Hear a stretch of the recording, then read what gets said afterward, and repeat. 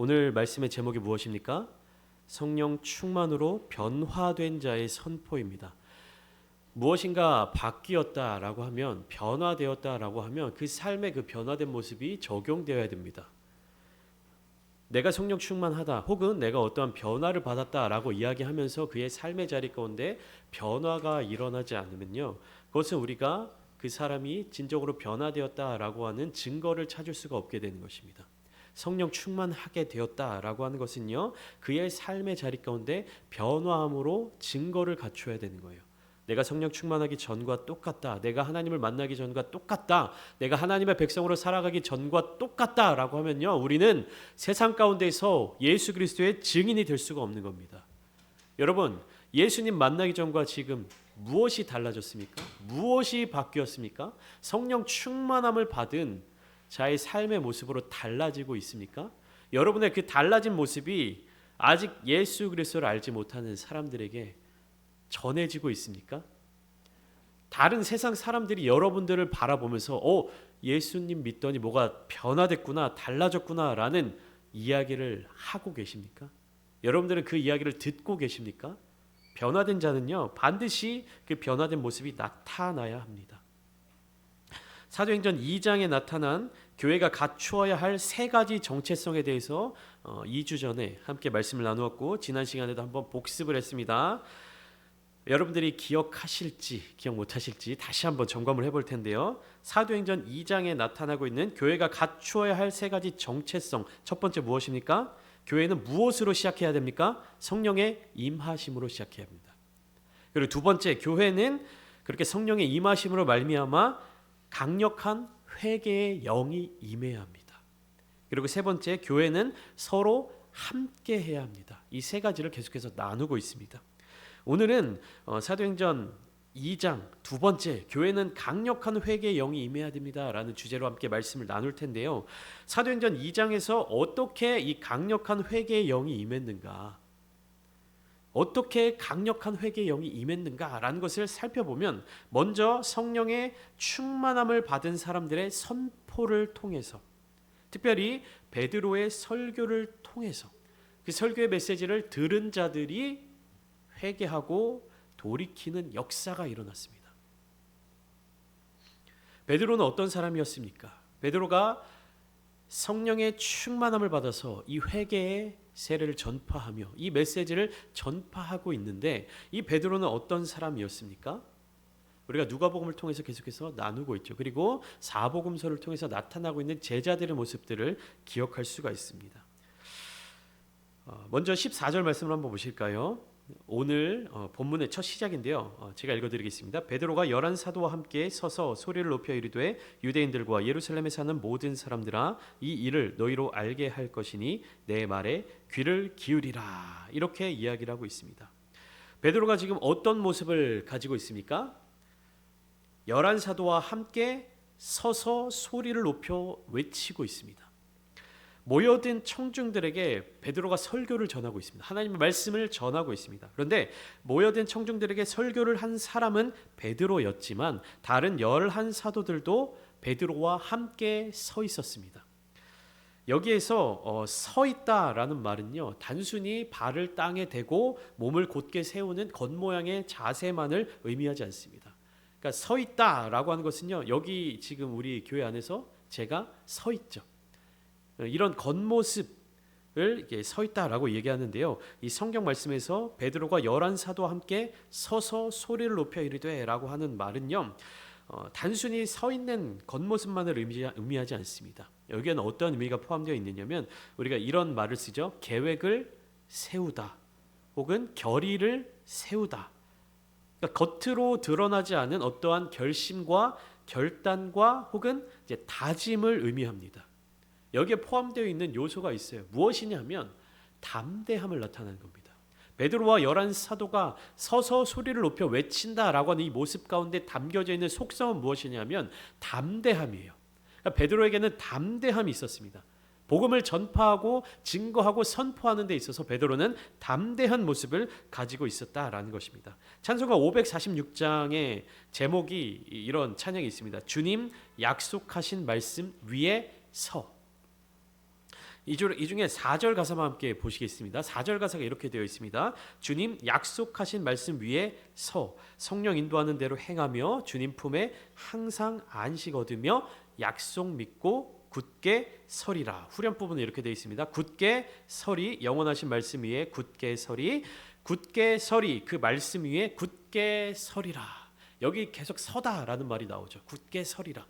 이 서다라는 말은요, 그냥 서 있는 모습, 이 겉모습만을 의미하는 것이 아닙니다. 말씀 위에 굳게 서 있는 것, 성령 인도하는 대로 행하고 주님 품에 안식 얻고 약속을 믿고 굳게 서 있는 모습, 그것은 무엇입니까? 결단한 것, 결의를 세우는 것, 담대한 모습으로 주님의 약속을 굳게 붙드는 모습을 우리가 의미하는 것입니다.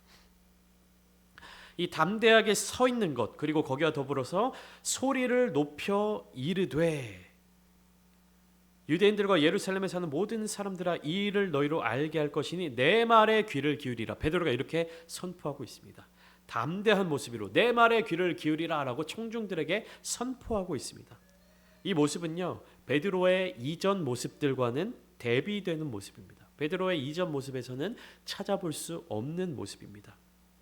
베드로가 그 이전에 마지막으로 사람들 앞에서 외쳤던 소리는 무엇이었을까요? 베드로가 이 모습, 오늘의 이 모습 이전에 성경 속에서 나타나는 기록상에서 다른 사람들 앞에서 했던 이야기가 무엇이었을까요? 누가복음을 통해서 한번 살펴볼까요? 누가복음 22장 57절 말씀에 이렇게 기록되어 있습니다. 베드로가 부인하여 이르되 이 여자여 내가 그를 알지 못하노라 하더라. 어떤 상황입니까? 예수님께서 로마의 군인들에게 의해서 끌려가셨을 때, 신문을 받고 계실 때 베드로가 예수님이 어떠한 상황에 처할지 궁금해서 몰래 뒤따라 들어갑니다.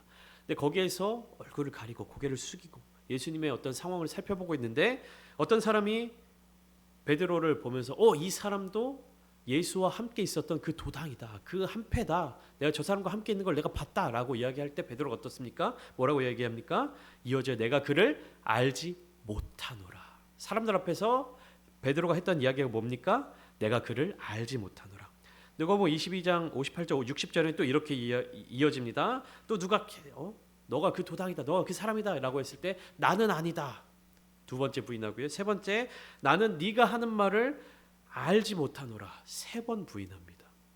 그러니까 베드로가요, 사람들 앞에서 공식적으로 마지막으로 했던 이야기는 무엇입니까? 결국 예수님을 알지 못한다라는 말이었어요.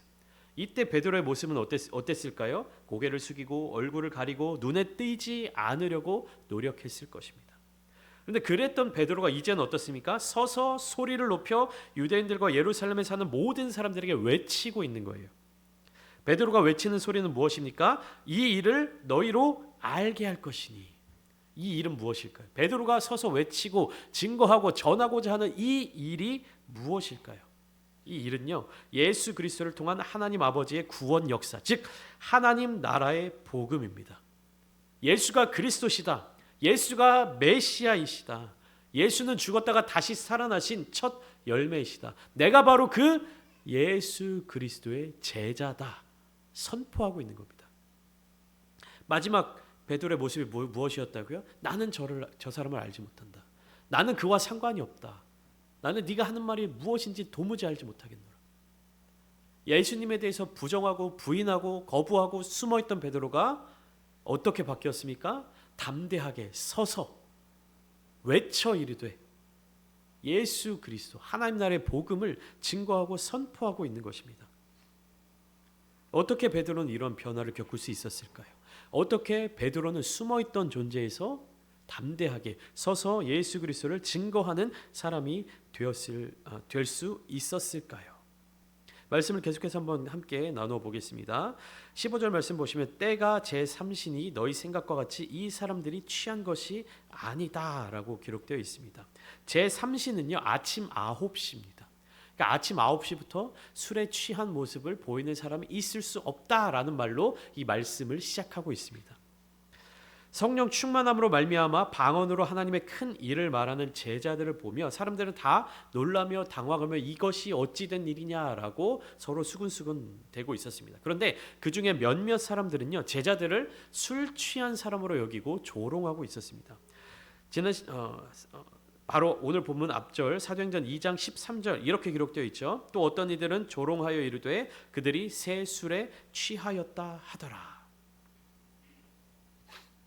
그러니까 베드로의 모습, 사도들의 모습을 보면서 어떤 사람들이 이렇게 조롱하고 있는 것이에요. 근데 이 사람들이 조롱하면서 저들이 새 술에 취하였다라고 말하고 있었던 그 제자들의 모습은 실제적으로 어떤 모습이었습니까? 술에 취한 모습이 아니라 성령 충만한 모습이었습니다. 그러니까 베드로는 바로 이 말씀부터 선포를 시작한 것이에요. 이 사람들이 취한 것이 아니다. 그럼 이 사람들이 어떤 상태일까? 이 사람들이 무엇에 충만한 상태인 것인가? 라는 메시지로 말씀을 시작하고 있는 것입니다. 그리고는 논리 정연하게 또한 구약 성경의 말씀들을 인용하며 하나하나 이 일에 대하여 선포하며 증거하기 시작합니다. 그러니까 갈릴리 바다에서 고기를 잡던 그런 어부였던 베드로에게 지혜자와 같은 모습, 말씀을 가르치는 자들과 같은 모습, 말을 굉장히 잘하는 웅변가와 같은 모습이 나타나게 된 것입니다. 곧바로 베드로는 구약 성경의 말씀을 인용하여 사람들에게 선포하고 있습니다. 오늘 본문 17절부터 21절까지 말씀은 요엘서 구약성경 요엘서 2장 28절부터 32절까지의 말씀을 그대로 인용한 내용입니다. 똑같습니다. 이 내용이 어떤 내용이냐? 하나님의 영이 모든 육체에 부어졌을 때 나타나는 일들입니다. 그러니까 구약성경의 요엘 선지자가 하나님의 영이 너희에게 부어졌을 때 이러한 일들이 일어날 것이다 라고 예언한 내용을 지금 사도행전 2장에서 베드로가 인용하고 있는 것입니다. 17절 말씀을 먼저 볼까요? 너희의 자녀들은 예언할 것이요 너희의 젊은이들은 환상을 보고 너희의 늙은이들은 꿈을 꾸리라 이렇게 되어 있고요. 18절 말씀에는 남종과 여종들은 예언할 것이다 라고 이야기하고 있습니다. 너희 자녀들은 예언할 것이요 너희 젊은이들은 환상을 보고 너희 늙은이들은 꿈을 꾸리라. 예언을 하고요. 환상을 보고요. 꿈을 꾸는 것. 이것은 무엇입니까? 성경 말씀 속에서 예언과 환상과 꿈은요. 하나님의 뜻, 하나님의 계획, 그것을 알려주시는 수단이에요. 다른 사람들에게는 알려주지 않는 하나님의 비밀스러운 계획, 하나님의 그 뜻을 알려주시는 역할을 하는 것이 예언과 환상과 꿈입니다. 이것을 통해서 하나님의 계획, 하나님의 역사를 알게 되는 사람들은요 어떻게 되는 겁니까? 하나님의 그 역사의 자리 가운데 함께 참여하는 영광을 누리게 되는 것입니다. 하나님께서 꿈을 주셨는데 하나님께서 환상을 보게 하셨는데 이 꿈이 무엇인지를 깨닫지 못하는 자는 이 내가 본 환상이 무엇인지를 깨닫지 못하는 자는 그 하나님의 자리 가운데 참여할 수 없지만 하나님의 영이 모든 육체에게 부어졌을 때 즉 나에게 하나님의 영이 부어졌을 때 예언을 하고요. 환상을 보고요. 꿈을 꾸게 되는데 결국에 그것은 겉으로 드러나 보이는 그런 신비주의적인 모습이 아니라 그것들을 통하여서 무엇을 알게 된다는 겁니까? 하나님의 뜻을 알게 된다는 것이에요. 하나님의 계획을 알게 된다는 것이에요. 하나님과 친밀함을 통하여서 하나님이 하실 일을 알려주신다는 겁니다. 친구에게 내 계획을 알려주듯이 하나님의 그 역사의 자리 가운데 성령 충만으로 하나님의 영을 받은 사람들이 함께 참여하게 된다라는 것입니다. 그래서 19절 20절 말씀을 보시면 징조로서 나타나는 모습들을 또 계속해서 베드로는 이야기를 하고 있는 것입니다. 이 예언과 환상과 꿈과 징조들을 통하여서 사람들에게 주어지는 기회는 무엇입니까? 그 기회가 바로 21절 말씀입니다. 오늘 본문 21절 말씀 우리 한 목소리로 함께 읽겠습니다. 시작. 누구든지 주의 이름을 부르는 자는 구원을 받으리라. 한 번 더요. 누구든지 주의 이름을 부르는 자는 구원을 받으리라. 아멘. 이 메시지가 하나님의 영을 성령을 받는 이들에게 주어지고 있는 것입니다. 오순절날 성령은 온 세상에 남자나 여자나 노예나 유대인과 이방인 할 것 없이 모든 사람들에게 부어졌습니다. 이제 모든 사람은 성령을 받을 수 있게 된 것이에요. 그 이전에는 어떻습니까? 하나님의 영, 여호와의 영에 감동된 사람들은 누구였습니까? 한정된 사람들이었어요. 그 시대에 정말로 드물게 나타나는 사람들이었습니다. 그것도요, 자기가 원할 때 받는 것이 아니라, 자기가 구한다고 다 받을 수 있는 것이 아니라 하나님이 그 순간에 부어주실 때 하나님의 영이 임해 있습니다. 그런데 오순절 마가의 다락방, 오순절 이 성령이 임하게 되신 후로 어떻게 됩니까? 구하는 모든 이에게 성령을 선물로 주시는 것입니다. 이것은요, 그때 당시에 유대인들에게는 참으로 혁명적인 일이었습니다. 대단한 사건이었던 것이에요. 그래서 이 성령 충만한 모습은요, 무엇으로 이어지냐면 교회의 모습으로 이어지게 됩니다. 모든 사람들에게 주어진 이 성령을 받은 자들, 그리고 모든 사람들에게 주어진 예수 그리스도의 복음을 받고 믿는 사람들, 바로 이 사람들이 모인 곳이 어디라고요? 교회입니다. 제가 여러 번 말씀드렸죠. 교회는 건물이 아니라고요. 교회는 예수 그리스도를 믿는, 예수 그리스도를 따르는 자들의 모임입니다. 그 모임이 교회인 것이에요. 그렇다면 하나님의 영이 온전히 부어지지 못한다면, 성령 충만함을 받고 예수 그리스도를 따르기로 결단한 자들이 모인 곳이 교회라고 말씀을 드렸는데, 그 교회 가운데 하나님의 영이 충만하게 부어지지 못한다면, 온전하게 부어지지 못한다면, 계속해서 성령 충만한 모습을 갖추어 가지 못한다면 교회는 무슨 일이 일어나게 되는 겁니까? 교회로서의 모습을 갖추지 못하게 되는 것이죠.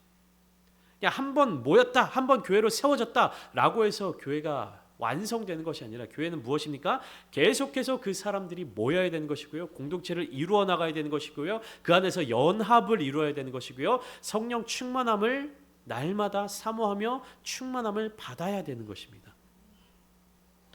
그렇게 되지 못할 때, 성령 충만하지 못할 때, 성령의 인도하심을 따라 교회가 나아가지 못할 때 어떠한 위기들이 찾아오게 되는 것입니까? 사도행전 5장의 말씀처럼 아나니아와 삽비라 같은 사람들이 나타나게 된다는 것입니다.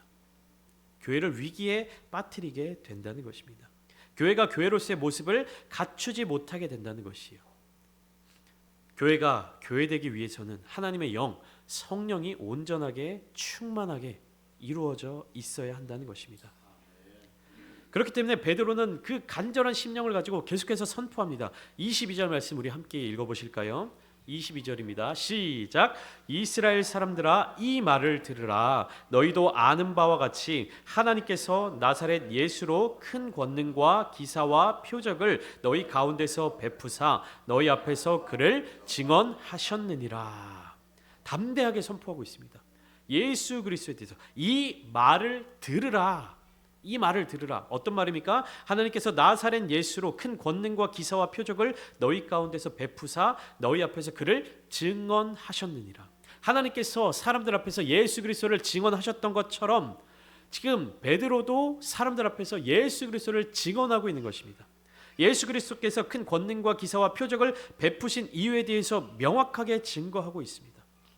이전에 베드로는 어떤 모습을 가졌습니까? 이전에 제자들은 어떤 모습을 가졌습니까? 예수 그리스도의 능력을 보면서 자신들이 더 높은 자리에 오르기 위하여서 치열하게 다퉜습니다.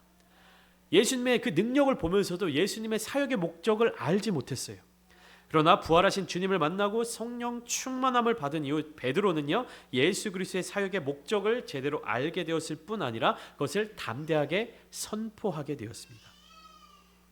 예수 그리스도의 모든 사역들, 모든 기적과 표적은 다 무엇을 위함이었습니까? 예수 그리스도를 증언하기 위함이었습니다. 사람들은요, 예수님이 기적을 베풀어 주실 때, 오병이어의 기적을 베풀어 주실 때 주님을 보지 않았습니다. 떡과 고기를 봤어요. 내 배를 채울 그것들을 봤습니다. 내가 질병에 빠져 있을 때, 내가 귀신 들려 있을 때 예수님을 찾아가서 예수님을 진정으로 바라본 사람은 그리 많지 않아요. 무엇을 계속해서 바라봤습니까? 나의 몸에, 나의 육신의 회복, 나의 어떠한 것이 채워지는 것, 나의 어떠한 것들이 회복되는 것, 그것을 집중한 것이에요. 그런데요, 예수 그리스도의 큰 권능과 기사와 표적은 결국에 무엇을 바라보게 하기 위함이었습니까? 예수님을 바라보게 하기 위함이었습니다. 그래서 복음서는요, 제자들, 예수님의 제자들이 마태복음, 마가복음, 누가복음, 요한복음 모두 무엇에 집중되어 있냐면 그 기적과 표적이 나타나고 있을 때 예수 그리스도를 바라보는 사람들, 예수 그리스도를 주목하는 사람들을 나타내 보여주고 있는 것입니다. 혈루병 여인이 어떻습니까? 자기의 육신의 그 고통을 치유받기 위해서, 고침받기 위해서 주님을 찾아갔죠. 회복만을 원했습니까? 고침받고 그냥 돌아갔습니까? 아니죠. 그 여인은요, 주님을 바라보았습니다. 주님을 만지기를 원했습니다. 고침받고 돌아가서도 그녀는 여전히 주님을 바라보는 삶을 살았을 것입니다. 우리가 예수 그리스도를 믿음으로 말미암아 얻게 되는 은혜가 있습니다. 받게 되는 복이 있습니다. 그래서 하나님이 우리로 하여금 이 땅에서의 삶을 살아가면서 정말 하나님의 자녀로서 하나님의 백성들로서 살아가는 데 있어서 부족함이 없게 채워주시는 은혜입니다. 그런데 믿는 그리스도인들이 이 신앙생활을 통하여서 받게 되는 복에만 집중하고 그 은혜에만 집중하게 되면 어떠한 실수를 범하게 되는 것입니까? 예수 그리스도를 더 이상 바라보지 않게 된다는 것입니다. 우리의 목적, 이 교회의 존재 이유는 무엇입니까? 예수 그리스도를 바라보는 것. 온전히 예수 그리스도를 바라보는 것, 붙들고 나아가는 것이 우리의 삶의 이유이며 교회의 존재 목적입니다. 여러분은 예수 그리스도를 바라보고 계십니까?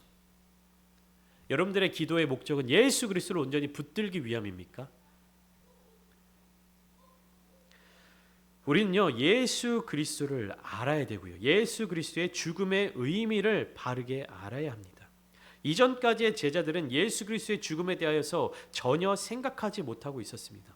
예수님께서 자신이 죽으실 것에 대한 말씀을 계속해서 하셨음에도 불구하고 제자들은 깨닫지 못하였으며 당연히 주님의 부활에 대하여서도 아무것도 알지 못하였고 알고자 하지도 않았습니다.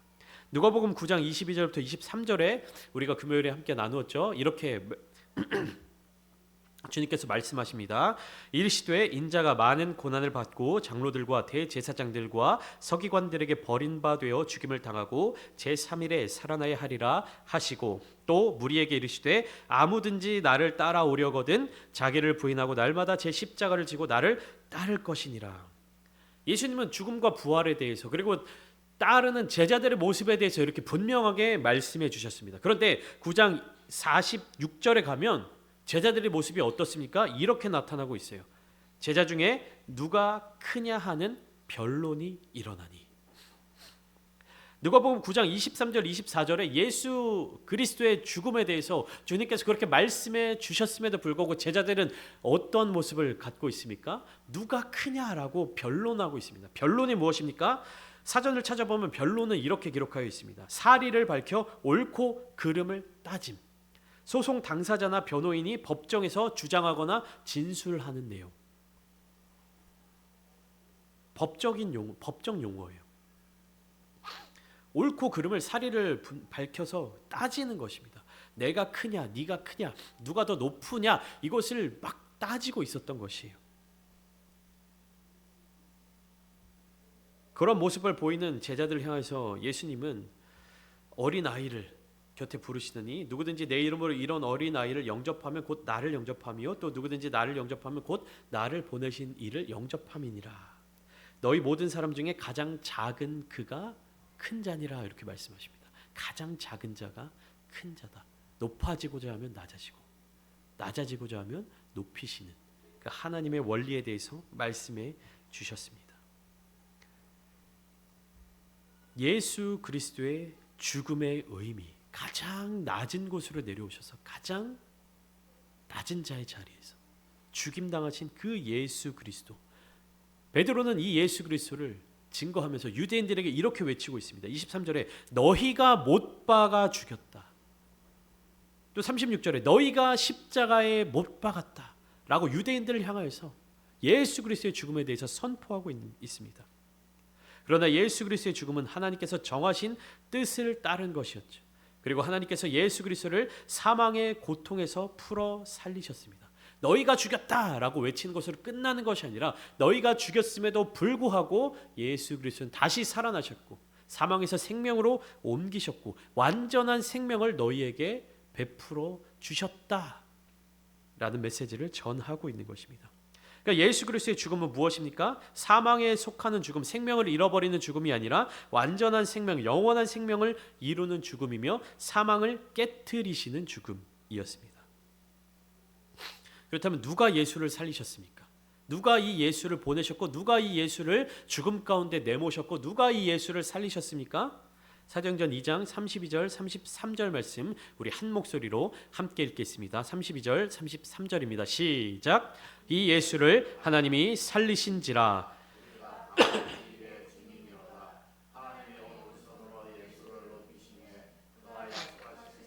아버지께 받아서 너희가 보고 듣는 이것을 부어 주셨느니라. 아멘. 이 예수를 하나님이 살리셨다. 그것에 대해 우리가 다 증인이로다. 그런데 살리셨을 뿐 아니라 어떻습니까? 예수 그리스도를 높이셨다. 살리시고 높이셨다. 베드로는 지금 사도로서의 자신의 사명이 예수의 죽음과 부활의 증인이라는 사실을 다시금 확증하고 있습니다. 그것을 확실한 증거로서 제시하고 있는 것입니다. 따라서 유대인들은 어떻습니까? 이러한 베드로의 설교에 대해서 반박할 수가 없는 것이에요. 그 증인이 어디에 있습니까? 그 증거가 어디에 있습니까? 자기들 눈앞에 있으니까. 내가 바로 그 증인이며 내가 바로 그 증거이다 라고 베드로가 선포하고 있습니다. 내가 그렇게 바뀌었다라고 선포하고 있습니다. 사람들이 묻습니다. 그렇게 변화되는 사람이 어디 있어? 성령을 받았다고 해서, 성령 충만함을 받았다고 해서 이전의 모든 모습들을 버리고 그렇게 변화되는 사람이 어디 있어? 라고 질문할 때 베드로가 대답을 하는 것이죠. 내가 바로 그 사람이다. 내가 바로 그렇게 변화된 사람이다. 사람들이 또 묻습니다. 사람이 어떻게 그렇게 쉽게 바뀌나? 사람이 어떻게 자기 본질을 그렇게 쉽게 버리나? 질문을 할 때 누가 대답합니까? 베드로가 대답하는 거죠. 내가 그렇게 바뀌었다라고 선포하고 있는 것이 지금 베드로의 설교인 것입니다. 우리도 이렇게 바뀌어야 합니다. 우리도 이렇게 증인이 되어야 합니다. 세상 사람들이 물어봅니다. 그렇게 변화되는 사람이 어디 있어? 라고 물어볼 때 우리가 대답해야 됩니다. 내가 그렇게 바뀌었다. 내가 그렇게 변화되었다. 나의 이전의 모습 너희가 알지 않느냐. 그러나 내가 주님을 만난 이후에 변화되었다. 저와 여러분들이 이 증인이 되어야 합니다. 사람이 어떻게 그렇게 쉽게 바뀔 수 있느냐. 나이 들면 변하기가 어렵다. 라고 얘기할 때 누가 대답해야 됩니까? 내가 대답해야 됩니다. 내가 이렇게 바뀌었다. 네 눈앞에 있는 내가 변화되었다. 내가 바로 그 증인이며 증거이다 라고 이야기할 수 있어야 되는 겁니다.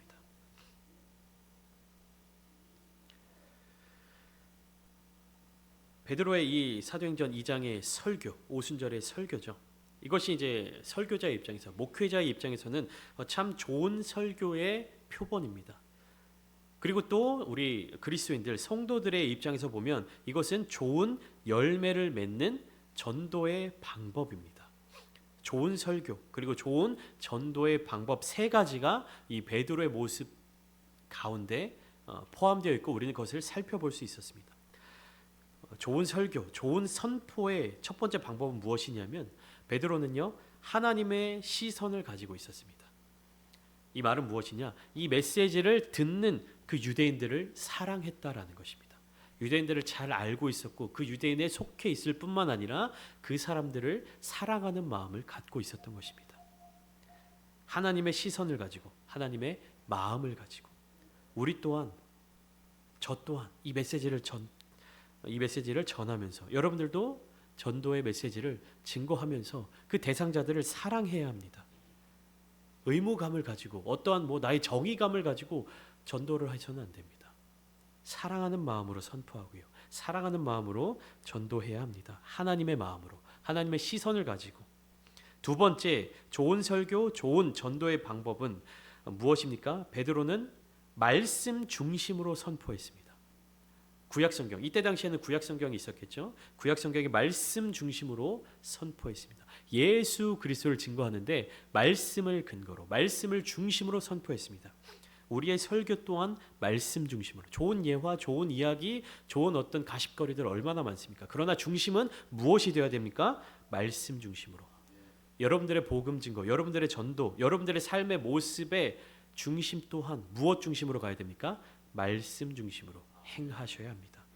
그리고 마지막 세 번째, 베드로는요 오직 예수 그리스도를 증거했습니다. 우리가 좋은 설교, 좋은 전도자가 되는 방법은요, 다른 것 필요 없습니다. 오직 예수 그리스도를 증거해야 하는 것입니다.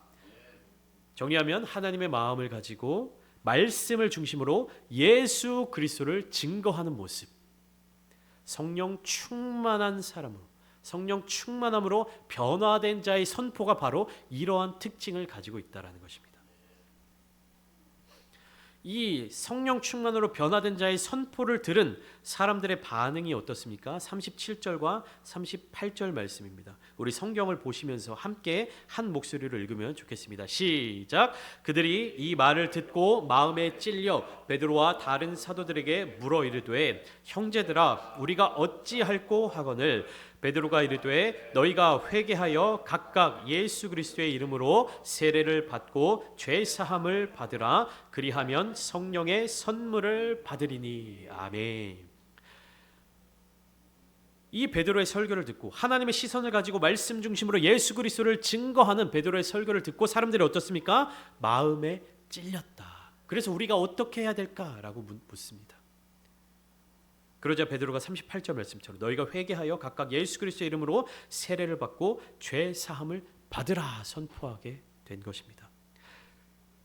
사랑하는 성도 여러분, 우리는 성령 충만함으로 변화된 자입니다. 사도행전 2장 1절부터 13절까지 말씀처럼 성령 충만함을 통하여서 은혜를 받은 사람들입니다. 그럼 어떻게 변화되어야 되고 어디로 나아가야 됩니까? 증인의 모습으로 베드로의 선포와 같이 예수 그리스도를 증거하는 자들로 바뀌어 나아가야 하는 것입니다. 우리만 성령 충만함을 받아서 끝이는 것이 아니라 그 성령 충만함을 통하여서 다른 이들에게 예수 그리스도를 증거할 수 있어야 하는 것입니다. 우리 교회가 그러한 교회가 되기를 축복합니다. 우리 아름다운 창대교회가 예수 그리스도를 증거하는 교회가 되기를 소망합니다. 예수 그리스도 안에서 하나 되는 교회가 되기를 소망합니다. 모이기에 힘쓰며 예수 그리스도 성령으로 말미암아 회복되는 교회가 되기를 원합니다.